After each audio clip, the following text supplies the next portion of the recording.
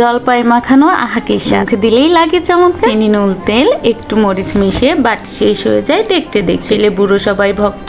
জলপাই মাখানো truly by god gift. এমন মজার খাবার পাবেন গো। জলপাই মাখানো সেরা বাংলা। এই খাবারটা দেখলে সবার মুখে লোল পড়ে, কিন্তু সবাই কি আর খেতে পারে? শীতের সকালে এই খাবারটা খুবই প্রিয়, সবাই খায়, তাই আমরাও খাই।